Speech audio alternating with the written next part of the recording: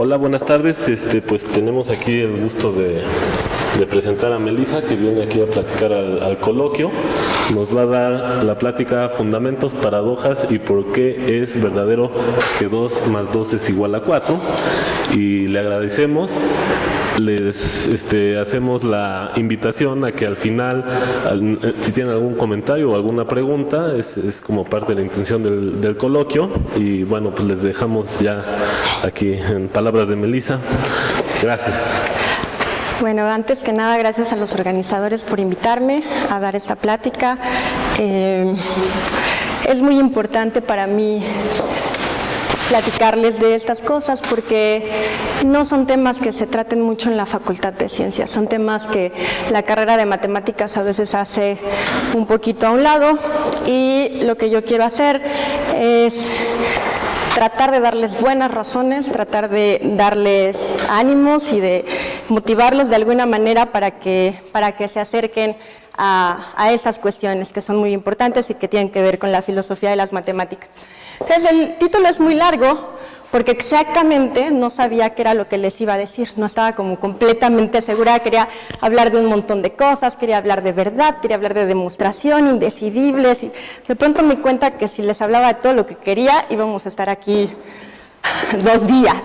Entonces, el contenido es mucho menos que lo que promueve ese título, o sea, es un título engañoso, se pueden quejar.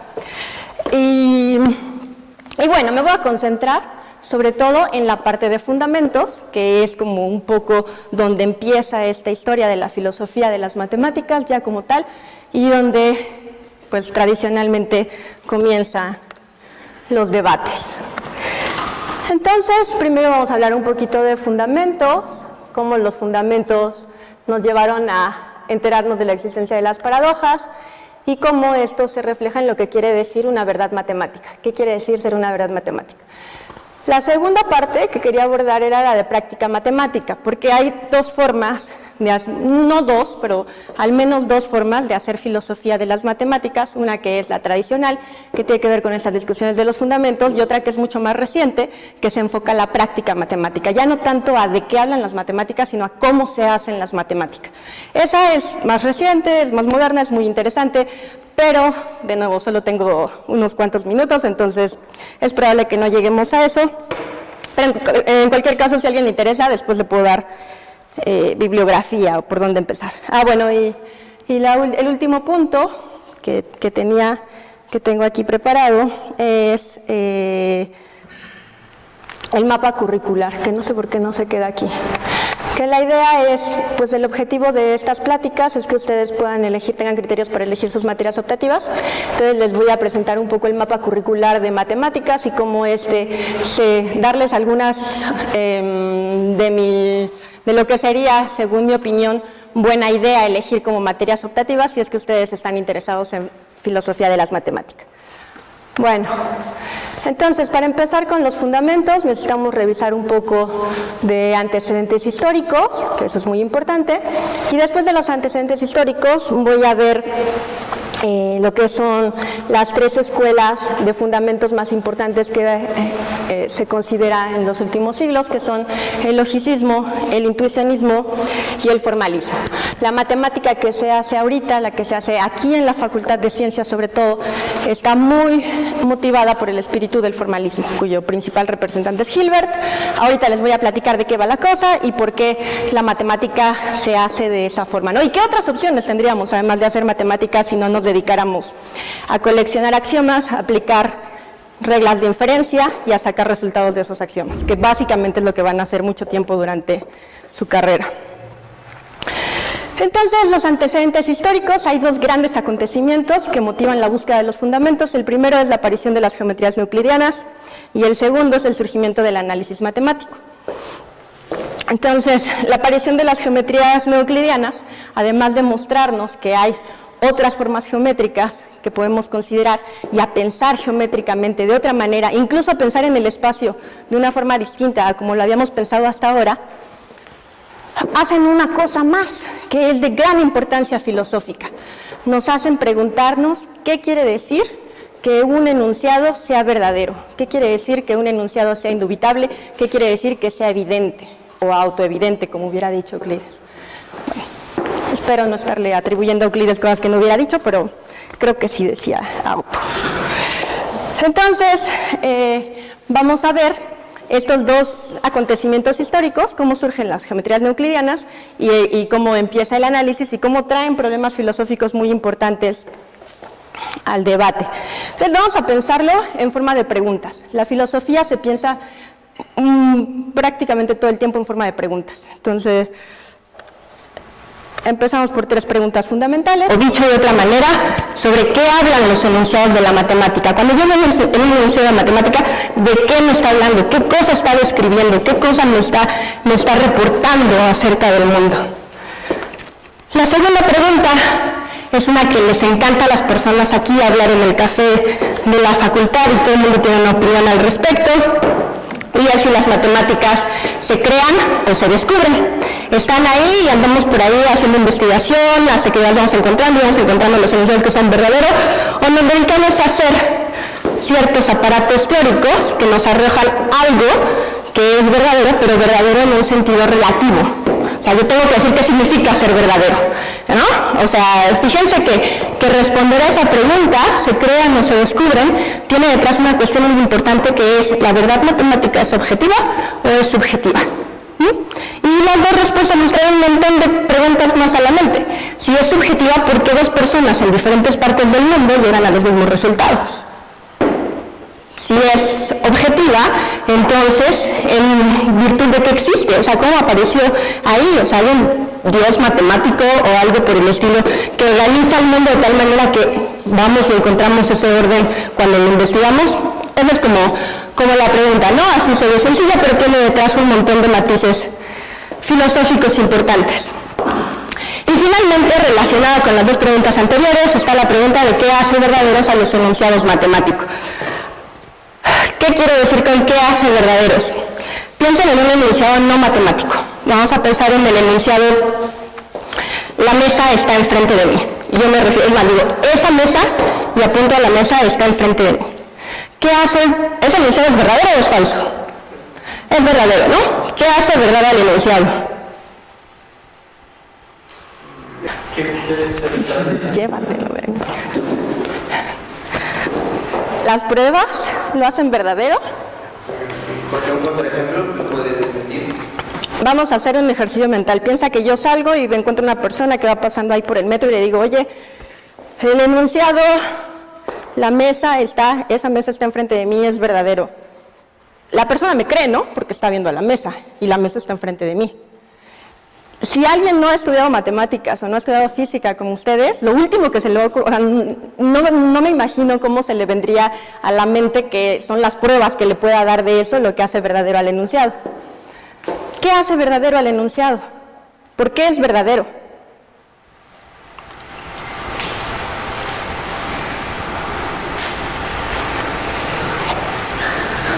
A ver, Ulises, no murmures, ¿por qué es verdadero el enunciado? Porque es demostrable. Por eso me voy, por eso. No, lo hace verdadero la mesa, las relaciones que yo mantengo con la mesa. O sea, el enunciado lo podemos pensar entrecomillado para pensar en el enunciado como tal. El enunciado, esa mesa está enfrente de mí, es verdadero, ¿por qué? Porque esta mesa, sin comillas, está enfrente de mí. Porque las relaciones que hay entre la mesa y yo satisfacen lo que quiere decir estar enfrente de mí. ¿Sí o no? Es que es tan simple que no se nos viene a la cabeza, pero en realidad eso es la definición de verdad de Tarski. O sea, en realidad eso es lo que dice Tarski que significa ser verdadero. La oración, la nieve es blanca, entrecomillada, el enunciado es verdadero, en virtud de que haya algo que es la nieve que tiene la propiedad de ser blanco. Y nada más, o sea, eso es lo que hace verdadero al enunciado. Pero si se fijan, cuando hablamos de enunciados matemáticos, y yo les digo, 2 es el menor de los números primos, pues volvemos a hacer la pregunta, ¿qué hace verdadero ese enunciado? Y entonces mi primera intuición es decir, pues igual que la mesa, el 2, El 2 estando en la relación correcta con el resto de los números, de tal suerte que es el menor de los números primos. Esa es la manera como más natural, sin toda la teoría matemática encima, de explicar qué hace verdadero un enunciado. Pero obviamente hay una razón por la cual ustedes, dos en particular, contestaron que lo que lo hace verdadero es la demostración.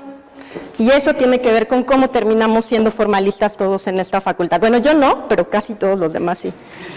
Entonces, eso fue más o menos el sketch de la plática, y lo que vamos a hacer es ahorita ver rápido. Yo soy muy mala para las fechas, tengo mala memoria y así, entonces voy a tener que leer un poco. Pero empezamos con el asunto de la crisis de los fundamentos, primero por este evento que les decía de las geometrías no euclidianas. Entonces ahí están los elementos de Euclides, es una colección de 13 libros en los que Euclides presenta las bases de la geometría, como se veía hasta ese momento.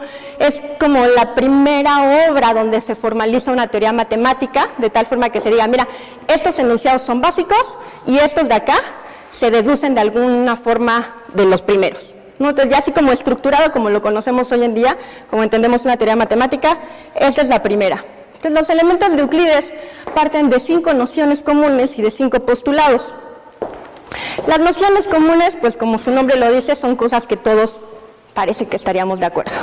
Los 5 postulados, como normalmente se presentan, son como verdades que no son cuestionables, son verdades que son evidentes. Entonces, resulta que es evidente que por cualesquiera 2 puntos pasa una línea recta, que un segmento de línea recta se puede extender indefinidamente, que dado un segmento de recta puede dibujarse una circunferencia que tenga al segmento como radio, con círculo, con centro en cualquier punto del espacio euclidiano, que los ángulos rectos son iguales entre sí, y el último y más controvertido axioma, que es que por un punto exterior a una recta se puede trazar una única paralela. Bueno, hasta ese momento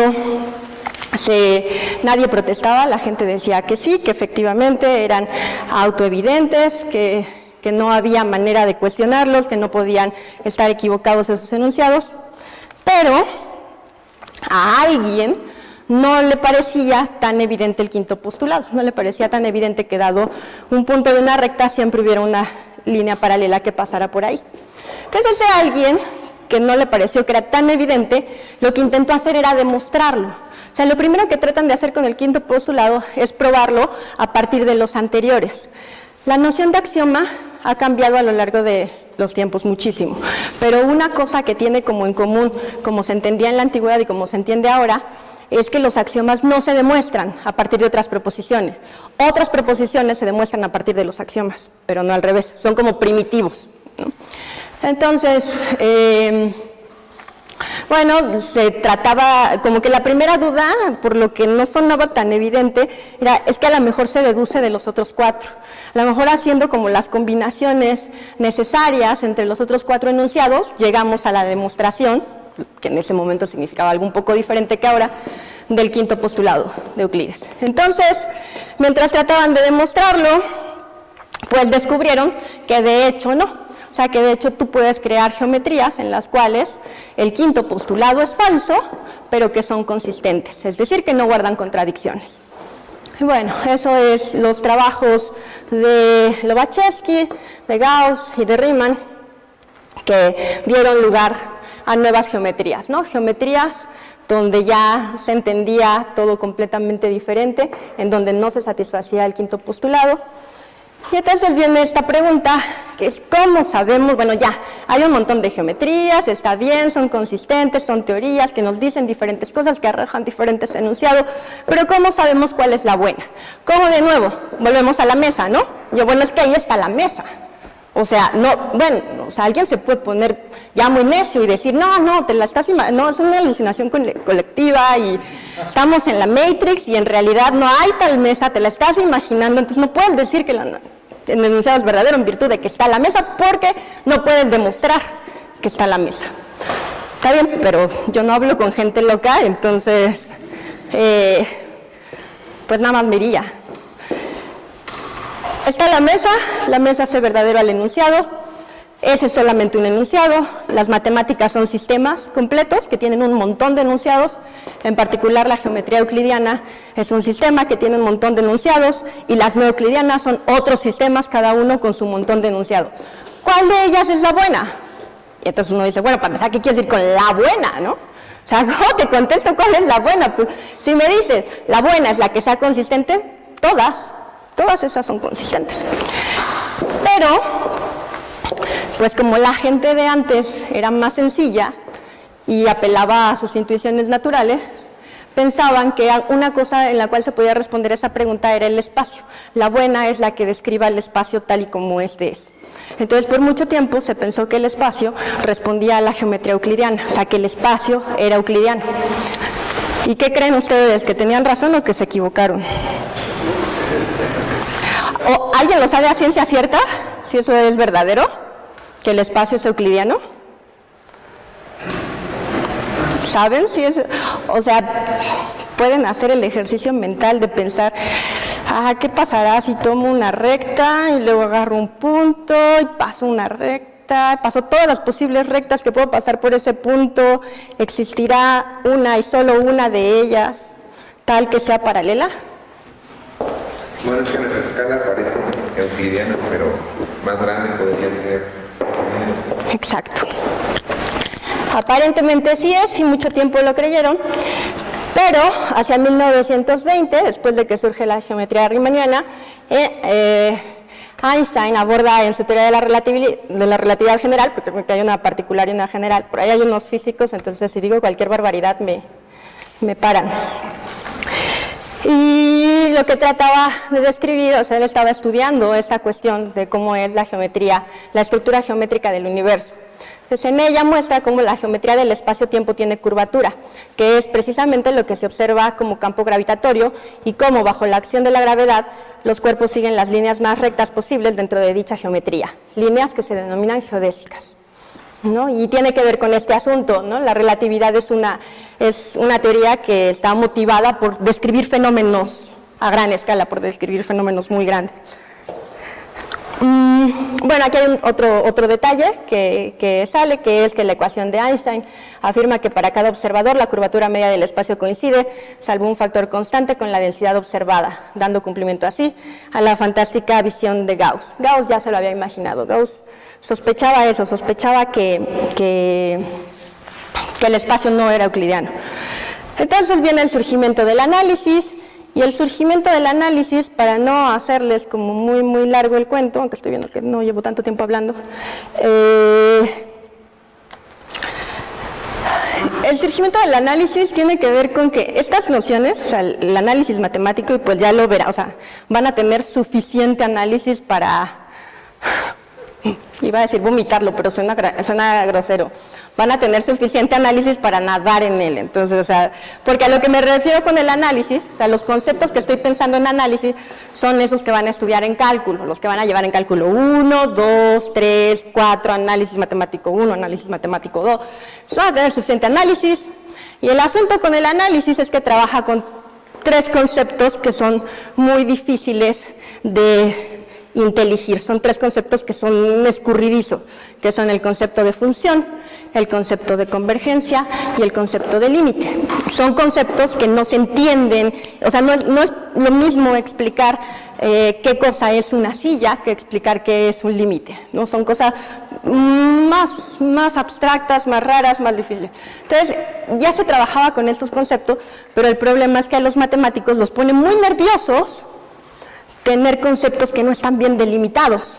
Entonces, decir a la ligera, es el límite, no, pero sin contar con una definición de límite, les daba muchísimas ñáñaras, y con muy buena razón, pues, porque ya ha habido teorías que se equivocan a lo largo de la ciencia, a lo largo de la historia de la ciencia.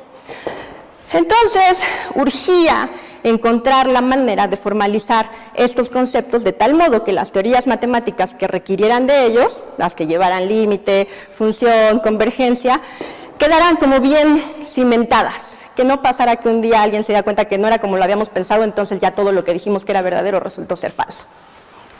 Esa es la preocupación cuando surge el análisis, porque además es súper útil, o sea, no es nada más como alguien se inventó una teoría y no tenemos nada que hacer, vamos a fundamentar, no, es que es una teoría que es muy prolífica, o sea, que tiene un montón de aplicaciones, que sirve para muchísimas cosas en la ciencia y que no podemos estar descuidadamente arriesgándonos a que esté mal hecha, mal fundamentada.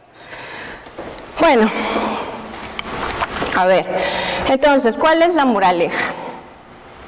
Voy a poner esto porque nunca vi cómo hacerle para yo leer estas cosas, entonces para no inventar mucho. La verdad matemática requiere de un cuestionamiento mayor, ¿no? No es nada más decir algo como, pues ya nos acostumbramos a que esto es verdadero, ya nos acostumbramos a que 2 más 2 es igual a 4 y hazle como quieras y ya, no me lo voy a volver a preguntar. Entonces, me gustaría aprovechar esta oportunidad para invitarlos a que no hagan eso. A que siempre, o sea, así lo diga el viejito más vaca sagrada de las vacas sagradas, de la super vaca sagrada, de todas maneras, se pregunten si lo que está diciendo es verdadero. Y si es verdadero, ¿en qué sentido es verdadero? Es nada más bueno, o sea, no lo tienen que hacer, pues, pero muchísimos matemáticos no lo hacen, entonces ustedes podrían sumarse a esa lista y no pasa nada. Pero, dada esta historia, pues comienza la búsqueda de los fundamentos, ¿no? Queremos conceptos claros para hablar del análisis y queremos saber de qué forma vamos a encontrar la manera de garantizar la verdad de una proposición. Que no nos vuelva a pasar lo que le pasó a Euclides, ¿no? Que no nos vuelva a pasar estar tan seguros de algo que en algún momento resulta que no era así. Entonces, la aparición de las geometrías no euclidianas lleva a cuestionarse 2 cosas. Uno, cómo verificamos la verdad de las proposiciones, en particular de los axiomas, porque podemos verificarlas de las otras proposiciones a partir de los axiomas y confiando en nuestro sistema lógico y las reglas de deducción, pero la de los axiomas, o sea, ¿cómo sabemos por dónde empezar? ¿No? El problema es que no confiamos en nuestros sentidos, entonces no podemos decir, no, pues las que cuadren bien con lo que a mí me parezca. 2, ¿cuál es la relación entre los modelos matemáticos y el mundo? Que tiene que ver con esta pregunta de cuál geometría es la buena. O sea, al final lo que queremos, en última instancia, los humanos o los científicos, es entender al mundo, ser capaces de describirlo de la forma más precisa posible. Y el análisis, el surgimiento del análisis, pues lo que les dije, ¿no? Nos motiva a buscar claridad en los conceptos estos de función, de límite y de convergencia. Entonces la búsqueda de los fundamentos empieza por el logicismo, el primer intento, el primer preocupado por de dónde vamos a agarrarnos para garantizar la verdad de los enunciados matemáticos. Si no hay cosas como la mesa que me garantice la verdad del enunciado, esa mesa está enfrente de mí, ¿de dónde nos vamos a agarrar para tener un poquito más de certeza? Y entonces, pues la idea de Frege era agarrarse de la lógica. Y ahorita les digo por qué de la lógica, por qué le pareció tan buena idea que la lógica hiciera esa chamba. ¿Qué tuvo como consecuencia? Tuvo como consecuencia la aparición de las paradojas. Eso es lo que vamos a ver ahorita. Entonces, Frege es un programa muy grande, tiene muchas consecuencias, es una cosa muy complicada, pero para nuestros intereses basta con citar estos 2 trabajos, que son la conceptografía de 1879, que es la primera formalización que se hace de lógica de segundo orden. O sea, nosotros ahorita manejamos un sistema que ya es muy sofisticado, que es muy fácil, los computólogos ya tienen una lógica que está así, ¿no? Peladita y picadita en cuadraditos para que la puedan tomar y hacer ensaladas computacionales, eso es lo que sea que hagan los computólogos, pero en ese momento no había tal cosa. O sea, la primera formalización de lógica pues la hace Aristóteles, pero es como súper pobre, eso no nos da para hablar en segundo orden. Hablar en segundo orden lo único que quiere decir es que puedo predicar de predicados, o sea, no solamente puedo predicar de objetos, ¿no? Sino que ya también puedo predicar de predicados, puedo decir cosas acerca de cosas. Y las leyes fundamentales de la aritmética es el primer trabajo que se hace intentando fundamentar la matemática, nada más que por algo tenemos que empezar. Y la aritmética es como lo más natural, los números naturales suenan como a un buen comienzo. Entonces, como quiere fundamentar la aritmética, lo que va a buscar Frege es dar una definición de número que sea una definición precisa y que esté basada puramente en leyes de la lógica, porque las leyes de la lógica no pueden estar mal. No pueden, o sea, no pueden bajo ninguna circunstancia, o sea, no va a ser como los axiomas de Euclides o como cuando Newton dijo no sé qué y luego resultó que no. No, las leyes de la lógica no pueden estar mal. Ahorita vamos a ver, entonces, por qué la gente habla de otras lógicas también, o sea, ya estamos con otras geometrías, si es que hay algo que es la lógica que nos dice cuando las cosas están bien. Son cosas muy... O sea, yo estoy, por supuesto, omitiendo muchos detalles, omitiendo fechas, omitiendo un montón de cosas importantes, pero bueno. Entonces, la definición a la que llega Frege es esta, que nos dice que el número que corresponde al concepto F es la extensión del concepto ser equinumérico con F. ¡Guau! ¿De qué habla? En realidad no habla de cosas tan extrañas. Ahí les puse un ejemplo, pero no importa la forma, y porque pues algunas de las personas que están aquí ya estudiaron matemáticas o ya por lo menos llevaron algunos cursos, la forma de entenderlo es que las extensiones de los conceptos no son otra cosa sino los conjuntos. Lo que pasa es que no son los conjuntos de la teoría de conjuntos, porque la teoría de conjuntos ya está axiomatizada. Entonces, cuando nosotros hablamos de conjuntos dentro de la teoría de conjuntos, ya nos referimos a algo muy particular que cumple con los axiomas que están dados por la formalización de la teoría de conjuntos. Pero podemos pensar en conjunto más abiertamente, simplemente como una colección. Entonces, las extensiones son colecciones. ¿Colecciones de qué tamaño? ¿Quién sabe? Colecciones, tan grandes como quiera. ¿Qué tan grandes? Tan grandes como lo determine la extensión, el concepto. El concepto es la propiedad, la extensión es el conjunto. Un concepto determina una extensión en el mismo sentido en el que una propiedad determina un conjunto. O sea, si yo les doy el concepto silla del anfiteatro de la Moshkali, la extensión de ese concepto, ¿quién es? Las sillas, ¿no? Es el conjunto de las sillas. O sea, la extensión no es otra cosa sino la colección, y el concepto que determina esa colección es el que unifica, o sea, la propiedad que tienen en común los elementos de la colección.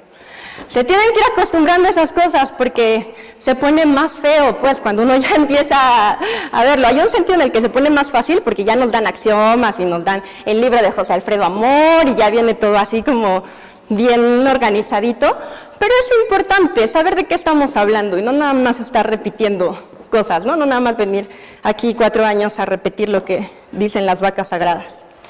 Entonces, ¿cómo podemos entender ahorita esta definición de número? La podemos entender como que el número no es otra cosa, sino la clase de equivalencia de todos los conjuntos que tienen la misma cardinalidad. A lo mejor estas palabras les son igual de confusas que las que están acá arriba. A la gente de ciencias ya lo que acabo de decir ahorita le suena, sí, ya eso sí lo entiendo, ¿no? Y eso le suena raro. Pero al final de cuentas una clase de equivalencia es un cierto conjunto, ¿no? Que mantiene como ciertas propiedades, y lo que está diciendo es que este número es el conjuntote, ese gigante de todos los conjuntos que tienen la misma cardinalidad. Entonces, ¿quién es el 2? El 2 es el conjunto de todos los conjuntos que tienen cardinalidad 2, de todos los conjuntos de dos cosas. ¡Ojo! Ahorita alguien me podría colgar del Prometeo, porque una de las primeras cosas que les van a decir es el conjunto de todos los conjuntos no es un conjunto. Pero de nuevo, ahorita, cuando yo diga la palabra conjunto, no estamos entendiendo conjuntos de la teoría de conjuntos, estamos entendiendo colecciones. Entonces, la colección, el número 2 va a estar dado por la colección de todas las colecciones que tienen 2 elementos. Y piensen en esa colección. Es enorme, ¿no? O sea, para empezar, piensen que tiene a esta silla y a cualquier otra cosa del mundo. O sea, tiene a todos los conjuntos que tienen esta silla y a una cosa más, para empezar, ¿no? Y ahí nada más tomé una silla. Entonces, es una cosa muy, pero muy grande. Ese es el problema. El problema es que si nos quedamos en el programa de Frege, Frege nos permite con este sistema hablar de cosas muy grandes, y las cosas muy grandes nos llevan a paradojas. Necesitamos tener controlado el dominio de cosas de las cuales podemos hablar para evitar caer en paradojas. Entonces, lo que lleva a Frege a la paradoja es esta ley, que es la ley que nos dice que el conjunto de las Fs, el conjunto de las zetas que son F va a ser igual al conjunto de las zetas que son G, y de nuevo, son conjuntos no de la teoría de conjuntos. O sea, le puse esas llavecitas, pues para que se vayan familiarizando con el lenguaje, pero las llavecitas ni al caso, o sea, no existían entonces, no había teoría de conjuntos como la que tenemos ahorita aquí, no son conjuntos de la teoría, son colecciones. Entonces, la colección de todos los zetas que son F es igual a la colección de todos los zetas que son G, sí, solo sí. Para toda cosa que sea F, esa cosa también es G. Y suena muy sensato, ¿no? ¿No le suena muy bien esa ley? ¿O le suena algo, le suena mal ahí? Dos conjuntos son iguales si todas las cosas de uno son cosas del otro y las cosas del otro son cosas del otro. Muy natural, ¿no? Tampoco Frege era tonto. No es realmente que la ley esté mal, o sea, no es realmente que la ley sea incorrecta o que sea falsa. De nuevo, el problema con eso es que nos permite hablar de cosas muy grandes. Entonces tenemos la siguiente demostración, que utilizando unas ciertas reglas lógicas, generalización universal, instanciación universal, aplicándolo solamente a la regla esta, a la ley básica número 5, a lo que llegamos con esta demostración es al punto 4, que nos dice que existe una X, tal que X es igual al conjunto de todos los zetas que tienen la propiedad phi. ¿Cuál es el problema con eso? El problema es que ¿quién sabe que sea phi? O sea, phi puede ser una propiedad cualquiera. Y lo que me está diciendo es, tú me das una propiedad, yo te doy un conjunto. Dame la que quieras. Y qué bueno que me hiciste esa cara, porque de hecho lo hablamos mucho el semestre pasado, ¿no? Se los dije muchas veces. Todo conjunto está determinado por una propiedad, pero no toda propiedad determina un conjunto. Y eso es lo que decía Frege. Toda propiedad, la que quieras, la phi que se te dé la gana, va a determinar la existencia de esta X. Es decir, del conjunto de todos los que tienen la propiedad. Entonces vamos a pensar en propiedades. ¿Qué propiedades podrían tener? Vamos a pensar en esa propiedad como phi. La propiedad de no pertenecerse a sí mismo. ¿Le suena? Es la paradoja de Russell, ¿no? Es la paradoja de Russell. En 1901, Russell está estudiando, también está preocupado por este asunto de los fundamentos, está estudiando el trabajo de Frege. En 1902 le mandó una carta a Frege en el cual le hace ver que dada esta demostración y la proposición 4 como conclusión, se sigue como consecuencia que cualquier propiedad puede determinar clases y que entonces una propiedad como esta debería de determinar una clase. ¿Cuál es el problema con esa propiedad? Efectivamente nos lleva a la paradoja de Russell. La pregunta es, o sea, dada esa proposición, ya está la proposición, ¿no? La proposición es R es la clase o la colección de todas las X, tales que X no se pertenecen a sí mismas. Abusando otra vez un poquito de la teoría de conjuntos que ahorita sí ya nos permite hablar bien de esas cosas. ¿Cuál es la cosa? La pregunta es... Ay, organizadores, sus plumones no pintan. Sí se ve, ¿no? La pregunta es si ese conjunto, si esa clase de cosas pertenece a esa clase de cosas. ¿Cuál es la respuesta? Sí, no, al mismo tiempo. Sí, no, al mismo tiempo. Entonces, recuerden que todo esto se trata de proposiciones y yo afirmo esto de acá, quiere decir que si pertenece ahí satisface la condición, o sea, si R está en este conjunto tiene que satisfacer, recuerden, tiene que estar determinada esa extensión por el concepto es no pertenecerse a sí mismo, pues la conclusión es que R no se pertenece a R, ¿no? No pertenece a R, porque esa es lo que determina el conjunto. Bueno, entonces, si R está en R, llegamos a que R no está en R. Y si R no está en R, ¿qué pasa? Cumple la propiedad, ¿no? Y cumplir la propiedad le da derecho de entrar al conjunto. Como cumple la propiedad, está en R, ¿cierto? Entonces, partimos de la afirmación, llegamos a una contradicción, partimos de la negación, llegamos a una contradicción, ahí aparecen las paradojas. De nuevo, ya estoy usando ahorita cosas muy sofisticadas para esos tiempos, esto es pues una cosa larga, la lógica que se usa es muy complicada, Russell trata de formalizar, también de hacer su propia formalización de la lógica con la teoría de tipos, el Principia Mathematica es una cosa dificilísima de leer, pero pues ahorita ya lo puedo escribir así de fácil porque estoy utilizando a lo que Hilbert le llamó el paraíso que Cantor creó para nosotros, del que nadie podrá expulsarnos. Entonces vamos a responder las preguntas fundamentales. Preguntas fundamentales desde el logicismo. ¿De qué hablan los enunciados de la matemática?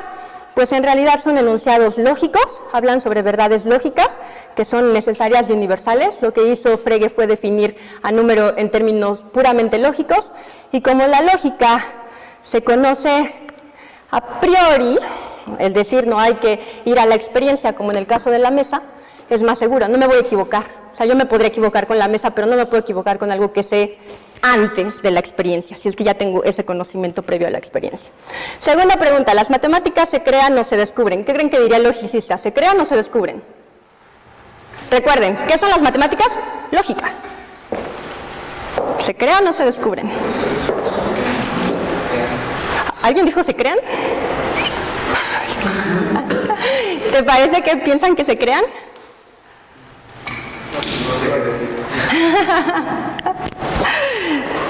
Pues la respuesta es que como son verdades universales y objetivas, o sea, son verdades lógicas, no pueden depender de la mente humana. Cualquier cosa que yo cree, solo la puedo conocer a posteriori. O sea, cualquier cosa que yo haga, o sea, la manera en la cual tú conoces una novela es porque yo la escribí, y para eso tiene que pasar por tus sentidos, tienes que ir a leerla, tienes que hacer algo para conocerla. Pero estas no, estas las conocemos sin necesidad de ir a la experiencia. Bueno, ¿qué hace verdaderos a los enunciados matemáticos? La verdad lógica. Eso es lo que los hace verdaderos, ¿no? No es otra cosa. O sea, los objetos son cosas lógicas, esas cosas lógicas se mantienen en relaciones lógicas, y eso hace verdaderos a los enunciados matemáticos, porque esos en realidad son enunciados lógicos. No es una cosa muy complicada, pero pues esta es una plática muy a nivel de divulgación para darles una idea muy general de qué va esta cosa. Entonces, bueno. Segunda escuela de los fundamentos. Bueno, ya la lógica, ya entendimos, etcétera, ya entendimos por qué Frege quería hacer eso. Parece que la lógica nos da cierta certeza que no era capaz de dar la matemática, pero surgieron problemas, surgió la paradoja. Entonces está la paradoja de Russell, y por otra parte está la invención de la aritmética transfinita de Cantor. Ahora sí, ya empiezan los conjuntos, o sea, ya hay un primer acercamiento a la noción que tenemos actualmente de conjuntos desde la teoría de conjuntos. La aritmética transfinita de Cantor, lo que tiene de particular es que en lugar de hacer aritmética con números, que de alguna manera pueden ser vistos como pues ciertas entidades finitas, la hace con cosas infinitas. Y entonces uno de los primeros resultados así como de ¿qué? Es que hay infinitos de diferente tamaño. Porque claro, uno se imagina, pues si es infinito, es infinito. O sea, ¿cómo va a haber un infinito más grande que otro, no? Pero pues sí. Entonces, pero no es ahorita ya no suena bien normal, y ya todos podemos aventar un rollo y decir que la correspondencia unívoca entre dos conjuntos nos asegura la cardinalidad entre ellos. Vamos a hacer un montón de cosas, pero en ese momento fue un shock total. Infinitos, o sea, el primero que se escandalizó, así que dijo, no, pero ¿qué te pasa? ¡Qué locura! Fue el maestro de Cantor, que era Kronecker. Fue el primero que dijo así de, esto es una completa tontería, y tenía un montón de enemigos. O sea, ahorita todo el mundo la adora y les fascina y les encanta decir que si la hipótesis del continuo y pero en algún momento era bien mal visto. O sea, era así como que de verdad tienes que ser muy excéntrico para andar diciendo esas cosas. Entonces, la introducción de esta aritmética de infinitos, pues otra vez, vuelvo a lo que les dije hace rato, al matemático le pone muy nervioso hablar de cosas que no tiene claras, le pone muy nervioso hablar de conceptos que no están bien delimitados. Entonces, esto empieza con esta corriente filosófica que es el constructivismo, que está motivada por la pregunta de qué es lo que significa. Está motivada, y además es la forma en la que podemos ubicar como esta corriente. Ellas entienden algo muy diferente por lo que significa para un enunciado matemático ser verdadero. Ser verdadero, o sea, así como ahorita les dije, pues eso es verdadero porque miren la mesa y yo y estamos una enfrente de la otra. Ser verdadero para ellos es como para la matemática, nada más decir que son verdaderos. ¿Por qué? Porque están fundamentados en la ley de la lógica. ¿Y quién dice que la lógica es verdadera? O sea, para que Frege tuviera razón, primero la lógica tiene que ser verdadera. ¿Y de dónde saca que la lógica es verdadera? ¿Dónde saca que la lógica solo puede decir verdad? Entonces, aquí lo que hice fue esquematizar más o menos cómo va el argumento. Y el argumento del constructivista, del intuicionista, que nos va a llevar a una nueva lógica, que era lo que les quería decir ahorita, o sea, también las lógicas, no las geometrías, también las lógicas salieron con sorpresitas, o sea, también las lógicas resultó que no había una así como la verdadera, la buena. Eso más o menos el argumento va así, y es que la mente humana es finita. Eso quiere decir que no puede acceder a entidades infinitas, porque si la mente solamente tiene capacidades finitas, pues está completamente limitado por eso, no hay forma de llegar a verificar un infinito, eso es muy natural. ¿Eso qué quiere decir? Quiere decir que no podemos conocer verdades acerca de dominios infinitos, no hay forma. Entonces, las entidades matemáticas existen en la medida en la que podemos construirlas. O sea, yo solamente voy a creer que algo es un objeto matemático si me lo construyes. Constrúyelo, enséñamelo y te creo. De otra forma, que me digas, ay, sí, es que mira, por allá, lejos, en Aleph 50. No, ven acá. Toma así tus elementos primitivos, dame un método de construcción y muéstrame que es verdadero eso que estás diciendo. Ese es el constructivismo. Entonces, solo existe aquello que se puede construir y el infinito no es que sea una tontería, es que no es un infinito real, no es un infinito actual, no es que haya por ahí algo que no se puede contar o que nunca se acabe. El punto es que nosotros podemos seguir y seguir y seguir, y tú dame cualquier punto y yo puedo seguir. Entonces, no es que haya algo que sea infinito, lo que hay es la posibilidad de siempre seguir. Esa es la diferencia entre infinito real e infinito potencial. El intuicionista cree en el infinito, pero solamente como infinito potencial. O sea, como la capacidad de seguir y seguir y seguir y seguir y seguir sin detener, pero nunca como algo completo. ¿Sí? Que era lo que más o menos estaba diciendo Cantor. ¿Qué pasa? Eso es lo que tiene, o sea, tener esas ideas que suenan como un poco sensatas y un poco no, lleva a los intuicionistas a rechazar el principio de aquí, que es el principio del tercer excluso, que aquí es así como el Padre Nuestro, o sea, no, válgame Dios, ¿cómo se les ocurre que no se va a valer? La verdad es que ellos tienen un buen argumento, porque pues suena muy razonable, pues o P o no P, no hay más, solo puede ser eso, o sea, si no es el caso que P, entonces es el caso que no P. Este principio, además de todo, es equivalente al principio de la doble negación, que dice que no P es lo mismo que P, o sea, si no es el caso, que no es el caso que ocurra cierta cosa, es porque sí ocurre esa cierta cosa. Entonces, pues ustedes ya verán, y los que ya tengan tiempo en la facultad ya se habrán dado cuenta que a los matemáticos nos gustan un montón las reducciones al absurdo, ¿no? O sea, ya cuando ya no sabemos qué hacer, lo reducimos al absurdo y nos vamos a casa a dormir tranquilos. Pero estos, según esta gente, no puedes dormir tranquilo. O sea, no puedes hacer una demostración por reducción al absurdo y dormir tranquilo. ¿Por qué no puedes? Por lo siguiente, fíjense, si yo tengo un dominio finito,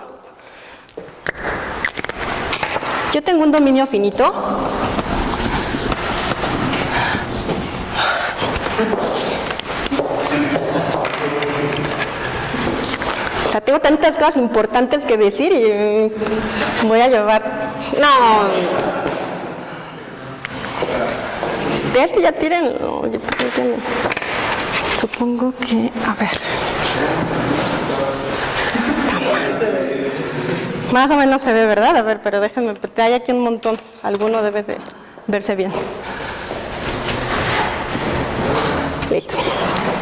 Si yo tengo un dominio que es finito, o sea, tengo aquí 4 cosas, y entonces yo quiero asegurarles que estas 4 cosas, la cosa A, la cosa B, la cosa C y la cosa D, tienen que conforman a un cierto conjunto M finito, y yo les quiero decir a ustedes que M es un conjunto que tiene la propiedad P.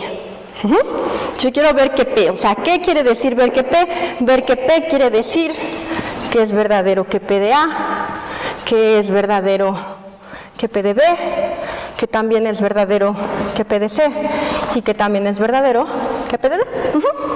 Eso quiere decir que M tenga la propiedad P, cada uno de esos elementos de aquí. Entonces ustedes me dicen, ay, a ver, demuestra esto. O sea, demuestra que M es el conjunto de todas las X tales, que X en esta cosa de acá, que tienen una cierta propiedad a la que le estoy llamando P. Entonces yo les digo, pues mira, voy a agarrar a A y te voy a enseñar que no ocurre que, bueno, te voy a enseñar que A cumple la propiedad P. Aquí está A. Y como recuerden que solamente existen las cosas que se pueden construir, tengo que construir A. Entonces, en la construcción de A, o sea, ¿cómo determinas una cosa? Pues vía sus propiedades. O sea, ¿cómo sabes qué cosa es una cosa? Pues esa cosa es una cosa porque es la única cosa tal que tiene todas las propiedades que tiene esa cosa. ¿Sí? Porque ya sé que empiezo a decir un montón de palabras, pero sí estamos siguiendo cómo va la cosa. Muy bien. Entonces, mira, A tiene P y B tiene P, y cuando agarro a C y la construyo, en la determinación de C te muestro que también está P como propiedad. Cuando agarro a D y la construyo, en la determinación de D también te muestro que tiene la propiedad P. Conclusión, esta cosa satisface la condición. Entonces yo, ¿qué es lo que puedo hacer? Lo que les puedo decir, mira, si no hubo ninguna cosa en el conjunto que tuviera la propiedad de no tener a P como propiedad, entonces todas las cosas tienen a P como propiedad, ¿sí o no? Porque no hubo ninguna que no la tuviera, o sea, todas la tienen. Pero piensen qué pasa si el dominio es infinito. Si el dominio es infinito, recuerden que les di, acá está, ¿no? Recuerden que esta cosa de acá es equivalente al principio del tercer excluso. Entonces, si yo les probé que nada de estas cosas falla en tener la propiedad P, eso demuestra que tienen la propiedad P. Esa es una reducción al absurdo. Y se ve claramente que es súper válida cuando estamos pensando bajo esta suposición del constructivismo, se ve que es válida cuando pensamos en un dominio finito. Pero piensen en un dominio infinito. Si yo tengo un dominio infinito, entonces, ¿qué pasa cuando tengo un dominio infinito? ¿No? Tengo algo así, A, B, C, D, bueno, no, porque esas sí se acaban, ¿verdad? Voy a poner 1, 2, 3, 4. Si yo tengo un dominio infinito, entonces la reducción al absurdo, la ley del tercer excluso, la doble negación no se valen, porque cuando yo les empiece a tratar de hacer esto mismo, pues no voy a poder. Porque yo tengo que construir a uno y mostrarles que a la hora de construir a uno incluía la propiedad P. 2 y ver que... Pero ¿en qué momento voy a terminar de tal forma que pueda, bajo este razonamiento, decirles, como ninguno de todos ellos tuvo la propiedad de no tener la propiedad, entonces todos tienen la propiedad? ¿Sí lo ven?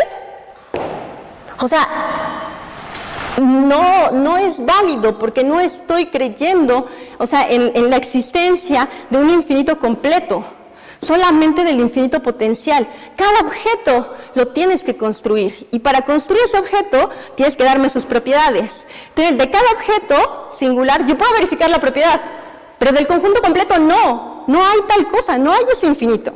Entonces, suponer la validez de este principio me da un mal razonamiento. No se pueden demostrar cosas por reducción al absurdo bajo una filosofía constructivista de la matemática, acá, lógica intuicionista.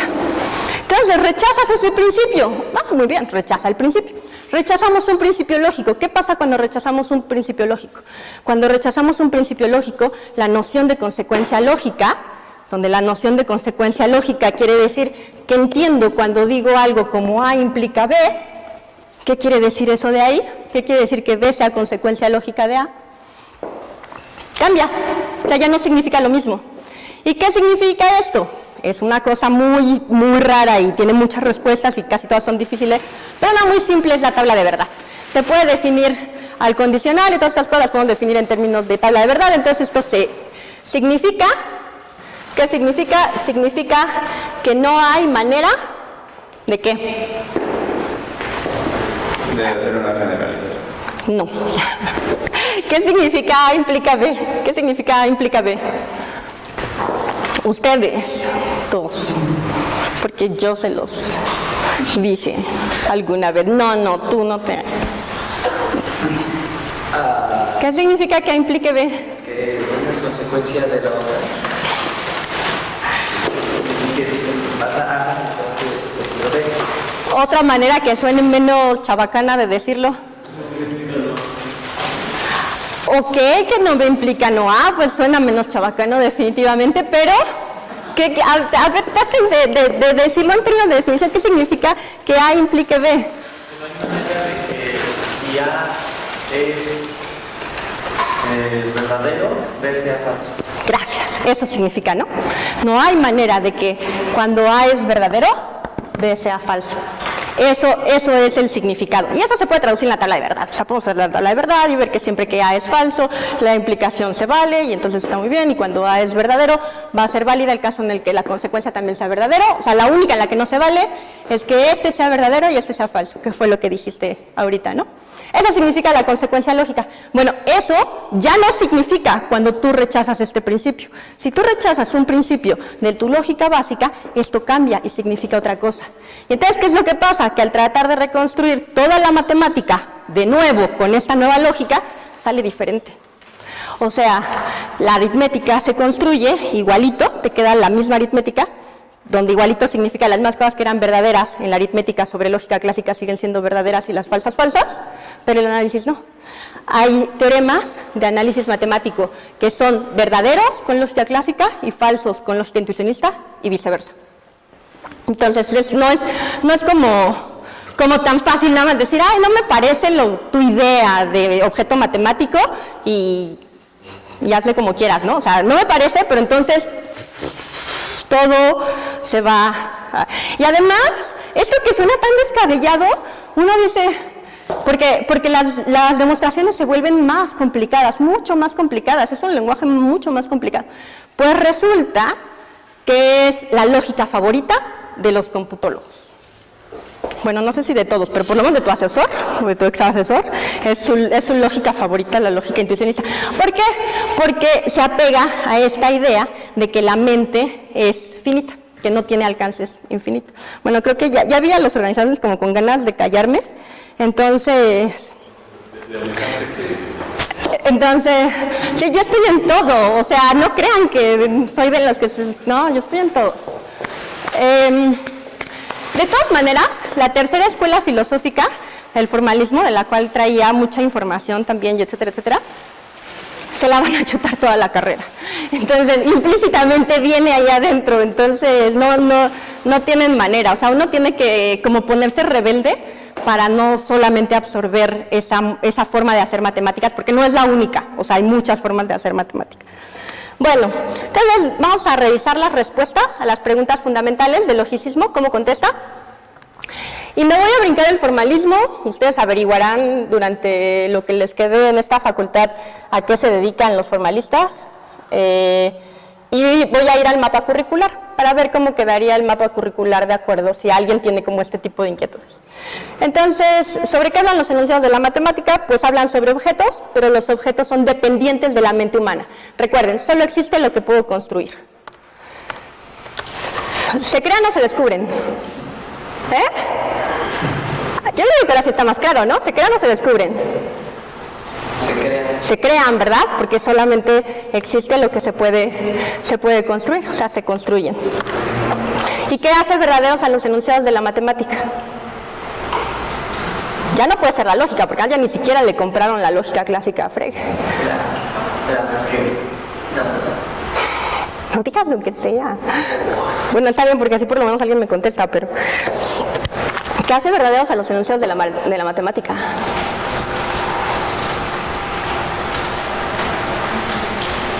Recuerden, lo que hace verdadero a esta mesa está aquí, es esta mesa, estando aquí.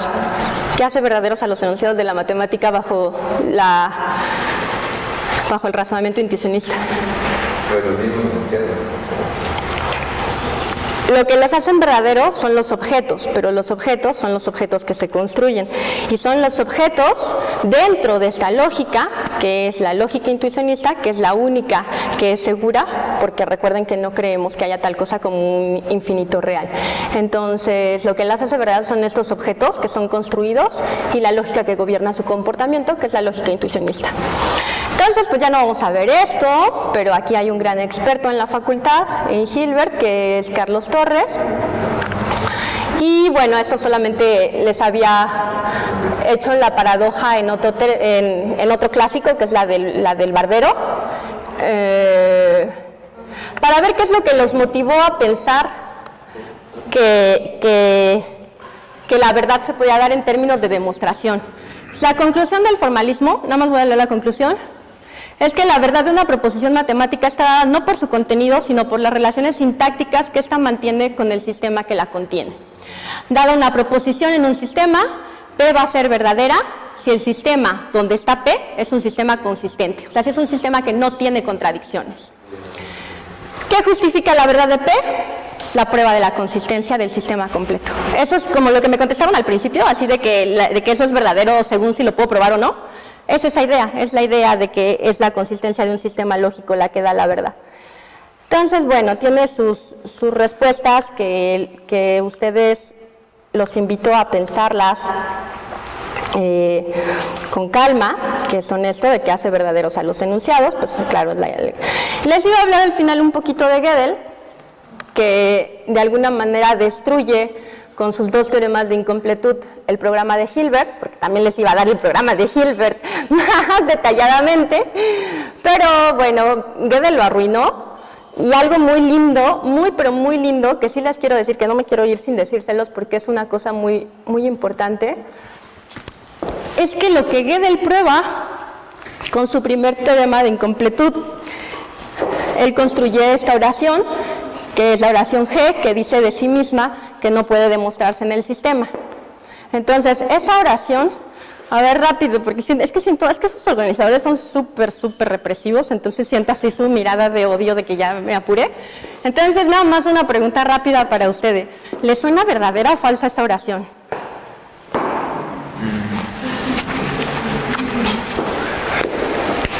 Bueno, yo leí un poco sobre Gödel y, bueno, en resumen supone que dice que cualquier sistema lógico que es consistente está incompleto y si está completo es inconsistente, entonces no se puede demostrar 100% si es verdadero o falso. Tienes muchísima razón, pero no se puede, fíjate que me contestaste algo diferente a lo que te pregunté, porque pregunté si era verdadera o falsa y tú me acabas de contestar que no se puede demostrar que es verdadera.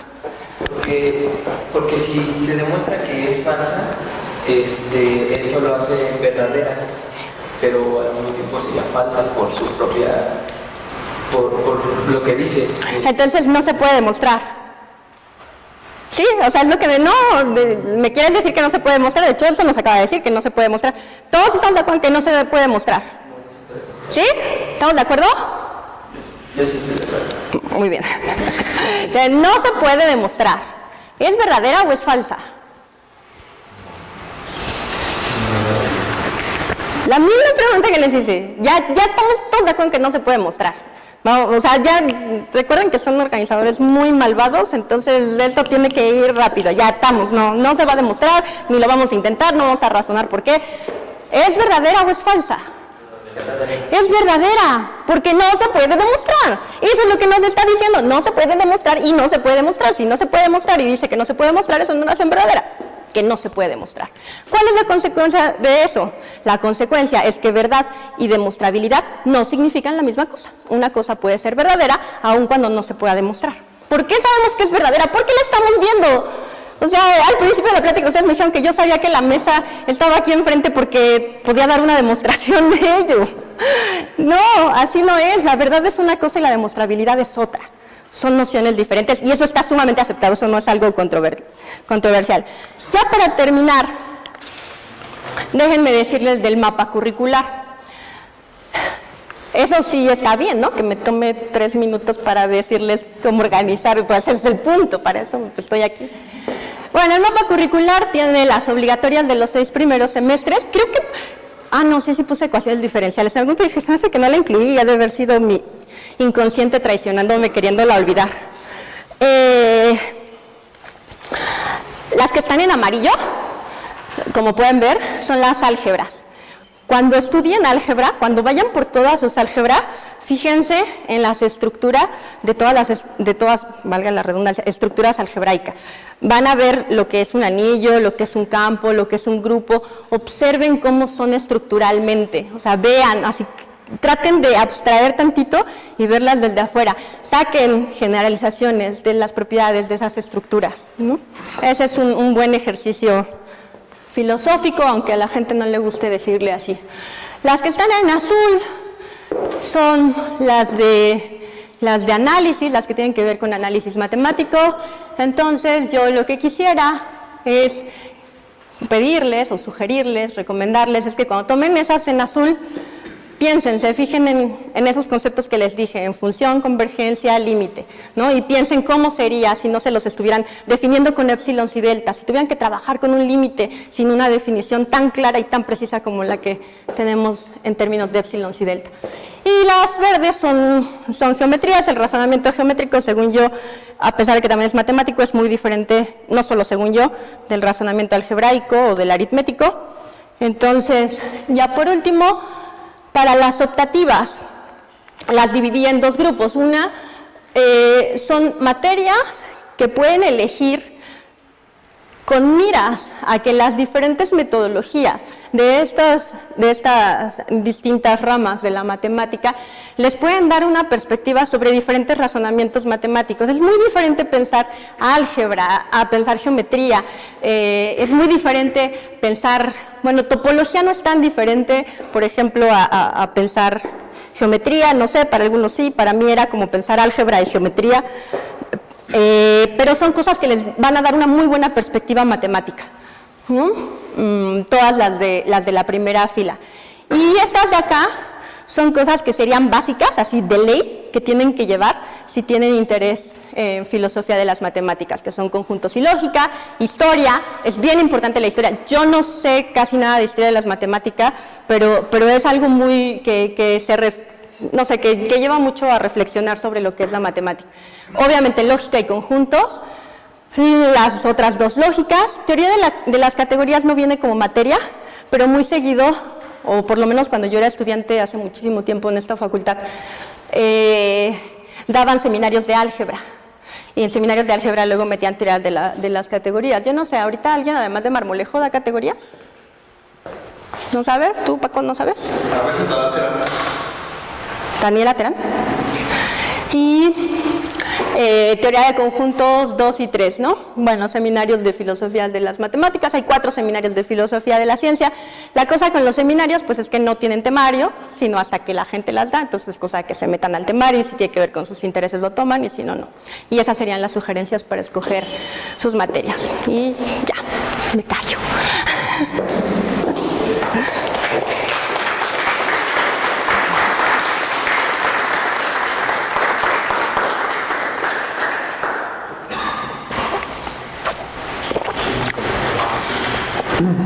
¿Alguien tiene alguna pregunta, algún comentario, alguna sugerencia? ¿Qué? ¿No? ¿Alguien que quiera? Ah. ¿Alguien que quiera contar un chiste? No, ¿cierto? ¿Alguna pregunta? ¿No? ¿Todo muy claro? ¿Sí?